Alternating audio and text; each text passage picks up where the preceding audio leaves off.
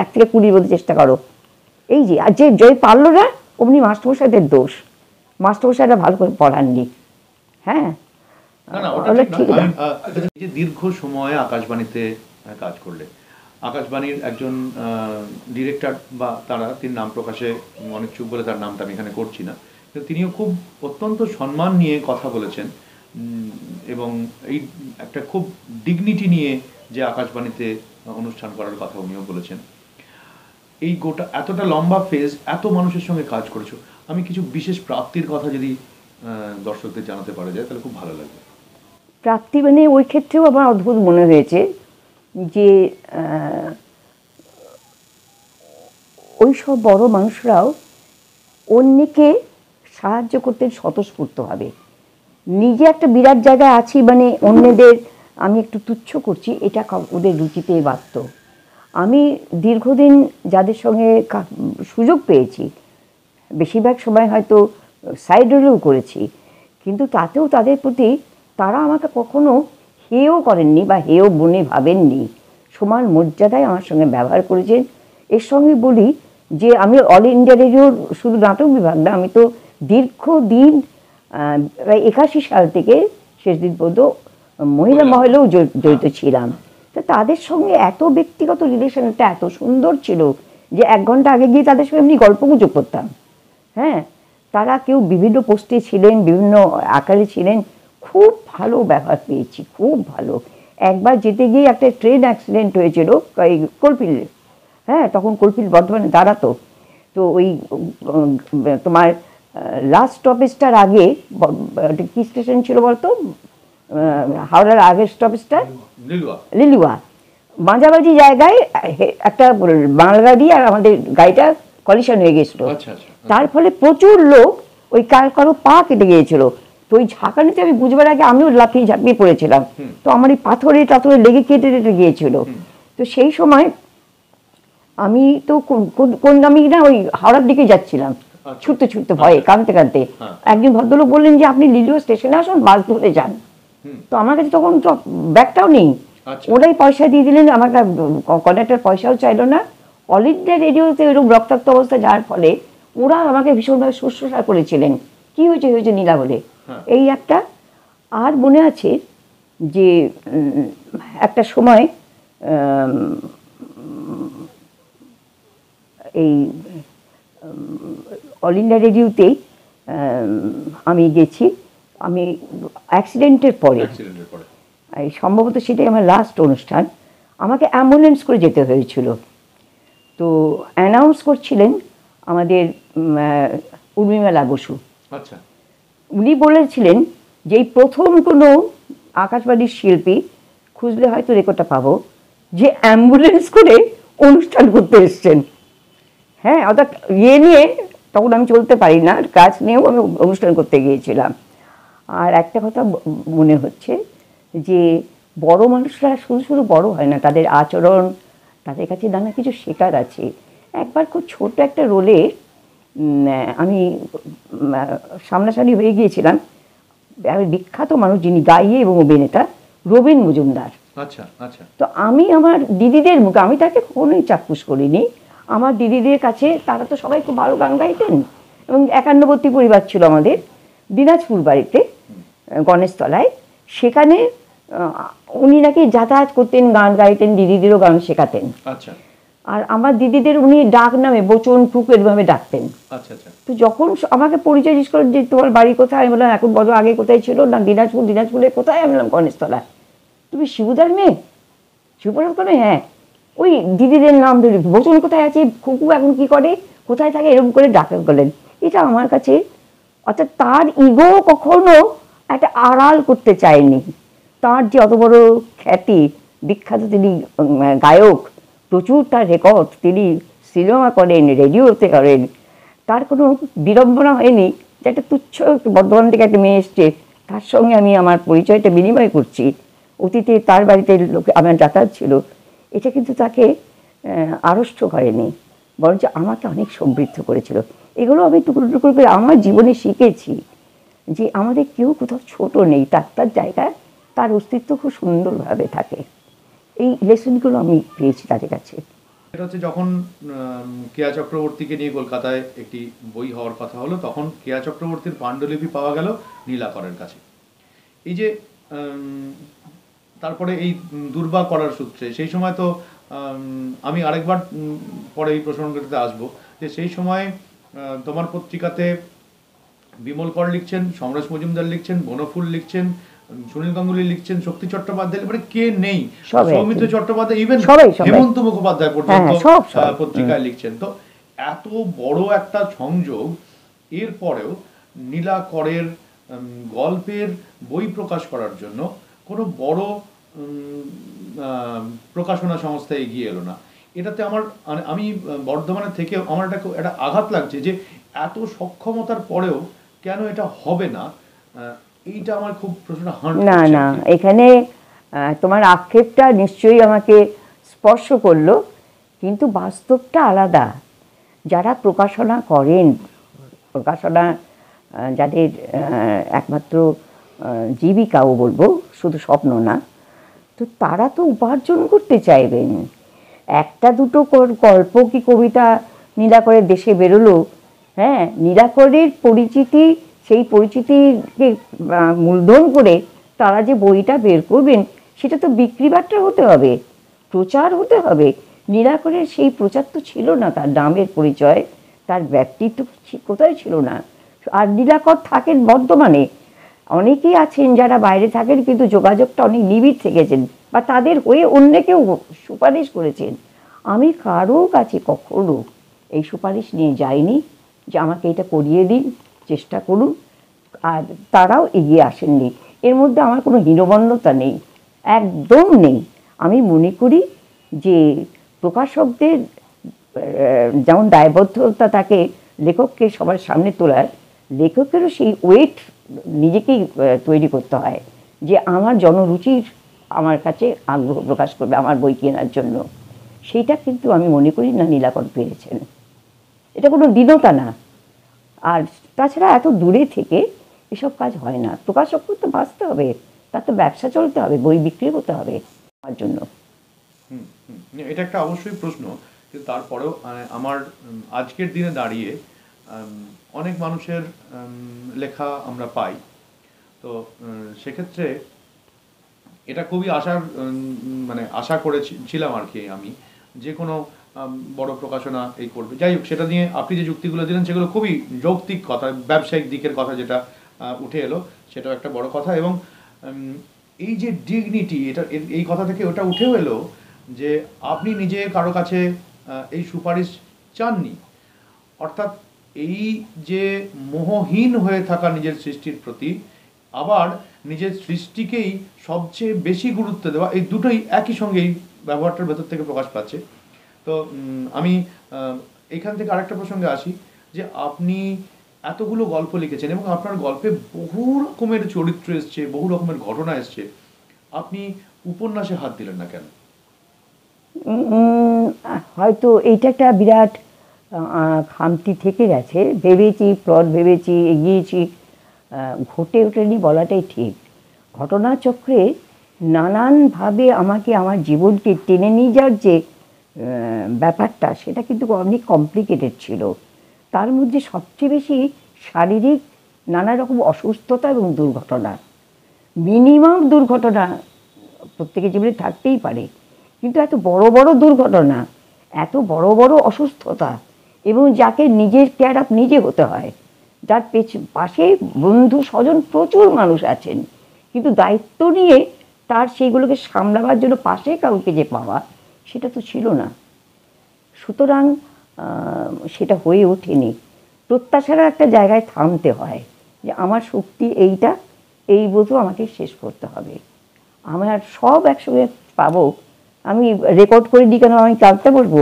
আমি ভালো গান জানতাম, কিংবা আমি অভিনয় করেছি বলে আমি কেন সিনেমায় নামিয়ে আমি কাঁদতে বসবো?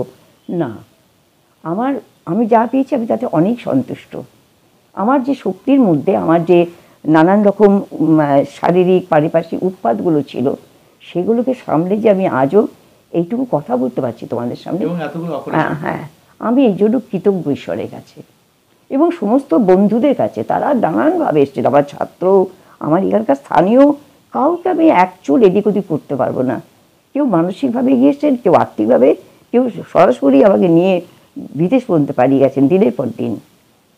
আমি কি করে ভুলবো যে শ্যামল বাবু সাহা তার একমাত্র রুজি রোজগারের জায়গা আঁকার স্কুলকে 1 মাস বন্ধ করে, যে একজন শিল্পীকে বাঁচানোর দায়িত্ব শিল্পীর, এই ইয়েটা টাঙিয়ে দিয়ে, বিজ্ঞাপন টাঙিয়ে দিয়ে 1 মাস স্কুলকে বন্ধ রেখে চলে যায়।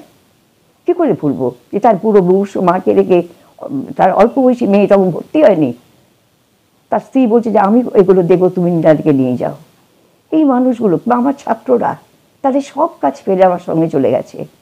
আমার আত্মীয়রা, তারা আমার সে কোনো যোগ নেই, কিন্তু তারা আমার চেয়ে বড় বড় দিদি, আমার দিদিরা সবাই অসুস্থ, তাদের একটি করে ছেলে, তারা তাদের মা বাবাকে সামলেছেন, আমাকে দিকে গেছেন কিন্তু আমাকে নিয়ে যেতে পারেননি। সেটা তাদের অসহায়তা, নন কোঅপারেশন নয়।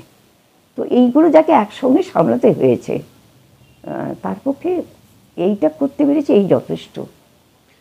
এখান থেকে আরেকটা জিনিস আমরা পাই, সেটা হচ্ছে যে হয়তো এটা সবার জন্যই সত্যি, যে যে মানুষের এক্সপেকটেশন যত কম বোধহয় সেই মানুষ ততটা সুখী হতে পারেন। 100 বার এম থাকতে হবে, কিন্তু আমার পরিধিতেও আমাকে চিনতে হবে যে আমি তার জন্য এটা পারিনি, আমি আকাশ ছুঁতে পারিনি মানে আমার কিছু হলো না, এই ধরনের আফসোস করার কোনো মানে হয় না। বরঞ্চ ওগো যা পেয়েছি সেইটুকুতে খুশি আমার মন। এই যে যদি সন্তুষ্টি থাকে, তাহলে নিজেও ভালো থাকবে, অন্যকেও ভালো রাখা যাবে। সেই জন্যই বোধহয় আমাদের মতো কম বয়সী ছেলেগুলো এখনো তোমার সঙ্গে বন্ধুত্ব করতে আসবে।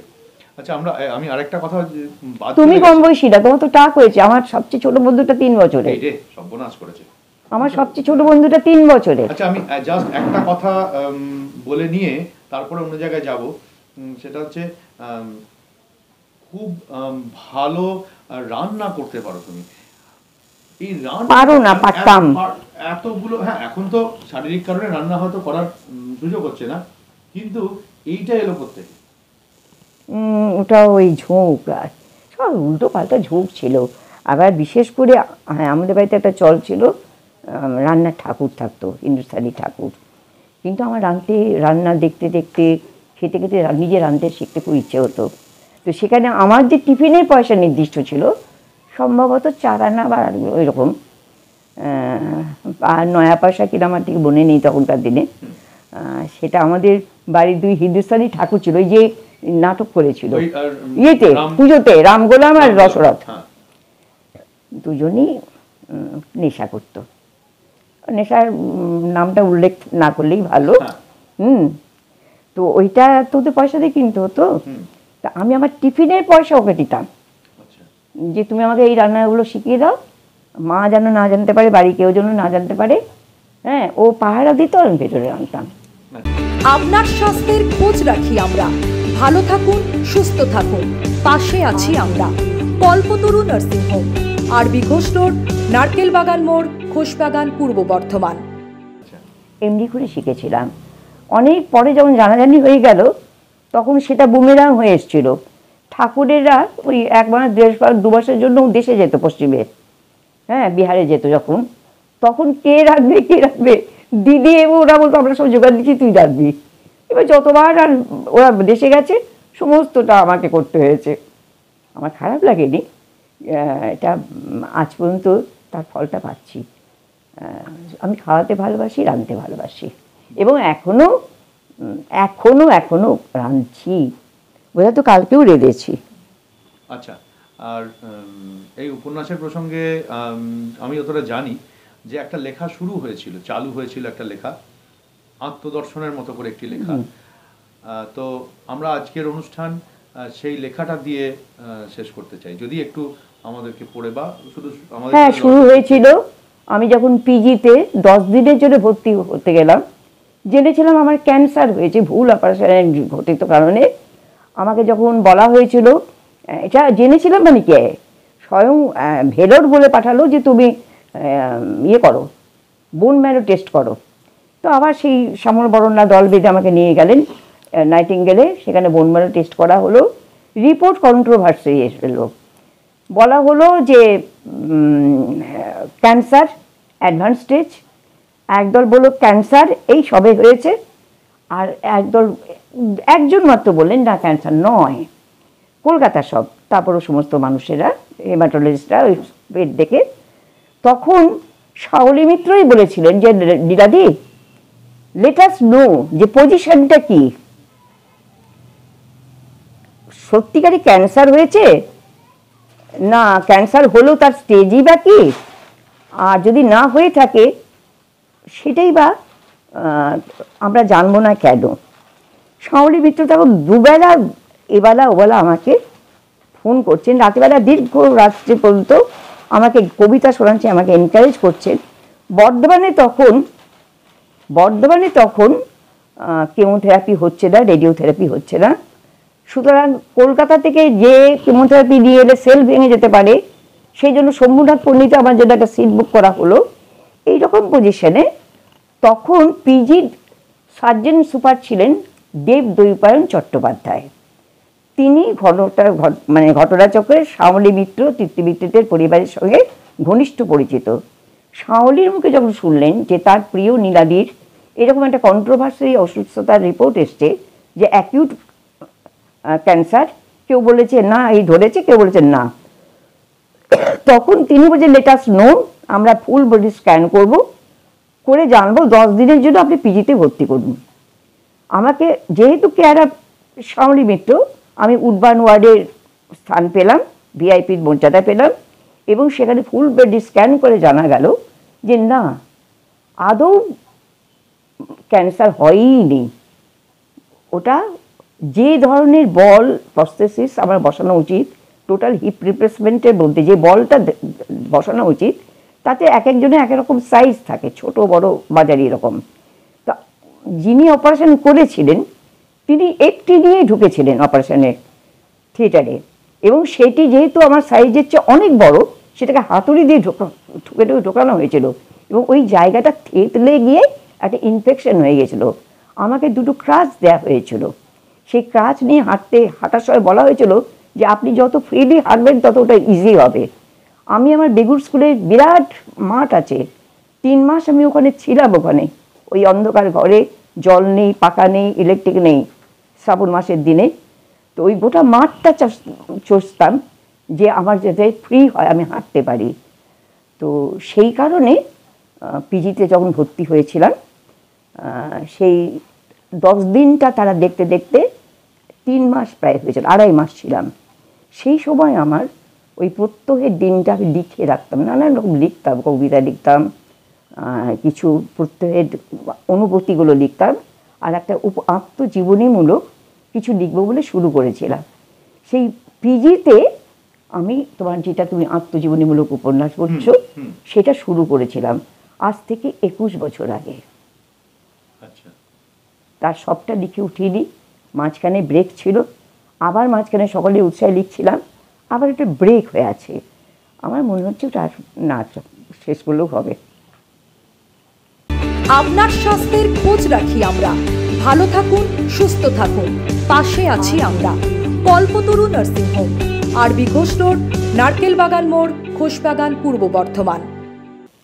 নীলা ফিরে তাকালো নীলার দিকে, হ্যাঁ নীলারই দিকে। সামনে আয়না, বড় আয়না, দেওয়ালের টিউবলাইট আয়নার বিপরীতে। নীলার প্রতিবিম্ব তাই আবছা, অস্পষ্ট, আলো ছায়ায় মেশামেশি। বাহ, বেশ শব্দটা বলে এসেছে তো, আলো ছায়া। হ্যাঁ আলো ছায়াই তো। এই মুহূর্তে, ঠিক এই মুহূর্তে 58 ছুঁই থাকা বয়সটাকে সাক্ষী রেখে ও যদি হঠাৎই পিছনে ফিরে তাকায়, কি দেখবে সেখানে? আলো ছায়া, মেঘ রোদ্দুর, সব মাখামাখি, একেবারে মেশামেশি। এই রোদ্দুর তো এই মেঘ, এই ভর দুপুর তো এই রাত গভীর। তাতে বিচিত্র কি, নতুনত্ব কি? এই তো জীবন, সবারই জীবন। নীলা, তুমি একাই এমন রোদ বিছানো মেঘ মাখানো পথ হেঁটেছো, হাঁটছো, ভেবো না। মুখে মুখে আয়না ধরে দেখো, সব মুখগুলোই এক একটা পথ হয়ে যাবে। আর সে পথেও এমনই আলো ছায়ার মায়া।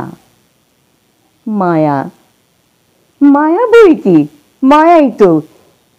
এই যে ঘরদোর, এই যে আসবাবপত্র, এই যে থরে থরে সাজানো শাড়ির থাক, নীলা জানে, ভালো মতোই জানে, ওগুলো ও ইহ জন্মে আর পড়বে না। ভাঁজে ভাঁজে পরতে পরতে হয়তো খসে খসে পড়বে এখুনি। কতকাল রোদ্দুর মাখেনি শাড়িগুলো কে জানে, পোকাদের দোষ কি? তবু তবু প্রাণ ধরে একখানা শাড়িও দিতে পারেনি নীলা, অতি বড় প্রিয়জনদেরও নয়। কেন? কেন? সেই একই মায়া, সেই যে মায়া, কি ভয়ঙ্কর, অথচ কি কঠিন অমোঘ ওই দুটি অক্ষরের শক্তি, মায়া। আর সেই শক্তি নীলাকে টেনে টেনে ছুটিয়ে নিয়ে যায় এ ঘর থেকে ও ঘরে, ক্রাচে ভর দিয়ে বাঁকা শীত দ্বারায় বাড়তি শক্তি নিয়ে দেয়ালে নীলা ঝুল ঝাড়ে, পর্দা ঝাড়ে, ধুলো ঝাড়ে, ধুলো ঝাড়ে বাঁকুড়ার ঘোড়ার, ধুলো ঝাড়ে টেরাকোটার সরস্বতীর। কিন্তু ছবিগুলো ওই যে দেয়ালে টাঙানো ওর বড় সাধের ফটোগ্রাফি, অজয় এসে গঙ্গায় মিশেছে কাটোয়ায়, যেখানে মাথার উপরে ঘন নীল আকাশে সাদা মেঘের ভেলা, আর ওই যে ধাত্রীগ্রামের গঙ্গার ভাঙনের ছবি, যার ক্যাপশন দিয়েছে, না ক্যাপশন ঠিক দেয়নি আসলে, অমন পাড় ভাঙা ফাটল আর উল্টানো নদীর নৌকার সঙ্গতি দেখলেই ও গুনগুন করে ওঠে, ভাঙনের তীরে ঘর বেঁধে কি বা ফল? না না, ফল নেই তো, কোনো ফলই নেই, নিশ্চিত সলিল সমাধিতে সামিল হওয়া ছাড়া। তাই কি, তাই কি শুধু জীবন ভোর কি নীলা, নীলা কি শুধু ভাঙনের ছবি দেখেছে, শব্দ শুনেছে? না, তা কেন? তা কখনোই না। পাড় ভাঙার শব্দের সঙ্গে নদীর ছলাৎ ছলাৎ শব্দও তো শুনেছে অনেক। হয়তো ওই যে ছবিটা, চুচুড়ার ফেরিঘাটের ছবিটা, সারিবন্দি নৌকা জোড়ায় জোড়ায়, ওদিকে তাকালে তো কই মনে হয় না আমি আর বাইতে পারলাম না, বরং নৌকাময় যেন ঘরের হাতছানি, প্রিয় সন্তান আর পরিবারের হাতছানি, আসলে আসলে পাড়ের হাতছানি, অর্থাৎ জীবনের হাতছানি। তাই তো অকুলে ভেসেও মানুষ বারবার ফিরে আসে কুলের টানে। হ্যাঁ, কুলেরই টানে। এই টান, এই তো মায়া, অলৌকিক নয়, একদম একেবারেই লৌকিক, ইহলোক। আর ইহলোক মানেই তো সেই লম্বা একটা পথ, আর পথ মানেই আলোয় ছায়ায় মাখামাখি। চোখ ফেরালো নীলা, দিঘি, দেয়াল জুড়ে দিঘির কালো ছায়া, সারি সারি তাল গাছ, আর জলে বিবৃত সেই ছায়া ঘন তাল বৃক্ষ। বৃক্ষ বড্ড তৎসম তৎসম হয়ে গেল, শব্দটায় ভার আছে কিন্তু রমণীয়তা নেই। অথচ ঝাপসা হয়ে আসা এই দৃষ্টিতেও ও স্পষ্ট দেখতে পায় মেঘলা আকাশের নিচে সারিবন্দি তাল গাছ আর তার বিম্বিত ছায়া, ছায়া যেন আরো নিবিড়, আরো রহস্যময়। রইল ঘরময় নীলার সৃষ্টিরা ছড়িয়ে রইল, কে দেখবে তাও জানে না। ও যেদিন থাকবে না সেই দিন এই ঘর, এই যে থাকে থাকে সাজানো নীলারই হৃদয়খানি, দূর দূর বড় কাব্যি কাব্যি শোনাচ্ছি যে, আসলে গোটা বাড়িটাই এই যে নিরাময় হয়ে আছে, তার ভবিতব্য কি ও জানে না, জানতে চায়ও না।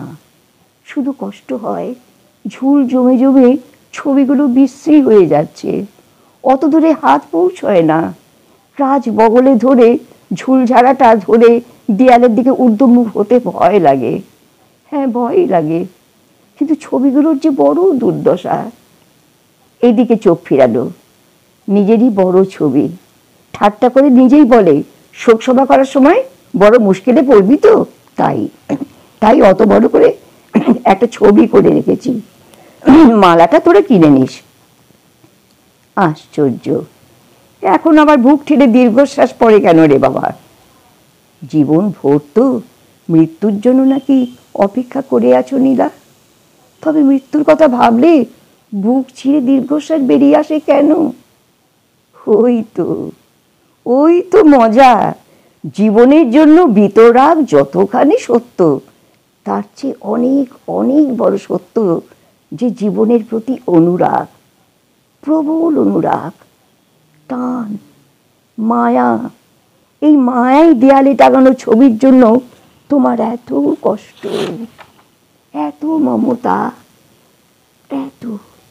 আসলে তুমি নিজেকেই ভালোবাসো, নিজের জন্মকে ভালোবাসো। দেয়ালে টাঙানো বাবার ছবির দিকে তাকালো নীলা।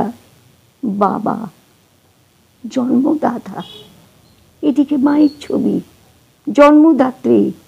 এই আমিটার, এই আমিত্বের উৎসজন, একে কি বলবো জেনেটিক সম্পদ। দুজনেরই গলায় শুকনো রজনীগন্ধার মালা, 24শে মে আর 10ই মে তারিখে পরানো। দুজনেরই মৃত্যু দিবসের স্মরণমালা। কবে কোন সালে পরানো হয়েছিল মনে নেই নীলার, নিশ্চিত বিছানায় পড়ার আগে হবে, কিন্তু আজ মনে নেই। শুকনো মালা দুটো খুলে দেবার দেয়নি কেউ, গন্ধ মিলিয়ে গেছে অনেক কাল আগেই। যেমন বাবা মায়ের জন্য অপরিসীম ভালোবাসা মরে শুকিয়ে গেছে, শুধু স্মৃতি আর সংস্কারটুকু জেগে আছে ওই সুতোরই মতো। তবু মানুষ থমকে দাঁড়ায়। বাবা মা, ওই মরা শব্দ দুটোর কাছে মানুষ থমকে দাঁড়ায়, নত জানু হয়, হতেই হয়, নইলে এই আমিটার একসময় মিথ্যে হয়ে যায়। দীর্ঘ থেকেও তাই একদিন নত জানু হতে হতে একসময় হামাগুড়ি দেয়। হামাগুড়ি আর শৈশব যেন সমার্থক শব্দ। টলমল পায়ে পায়ে মার কাছে ছোটরে, খুকুমনি ওঠরে।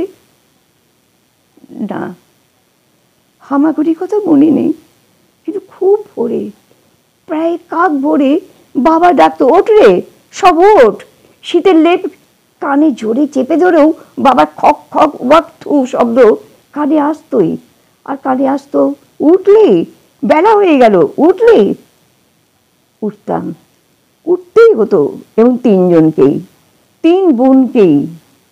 একটু বড় হয়ে থেকে দেখেছি বাবা একটা খাটে আর আমরা 3 বোনে একটা বড়, না একটা নয়, পরপর 3 কাটা জোড়া চৌকিতে বিশাল বিছানায় থাকতাম আমরা 3 বোন, মা অন্য ঘরে। কেন?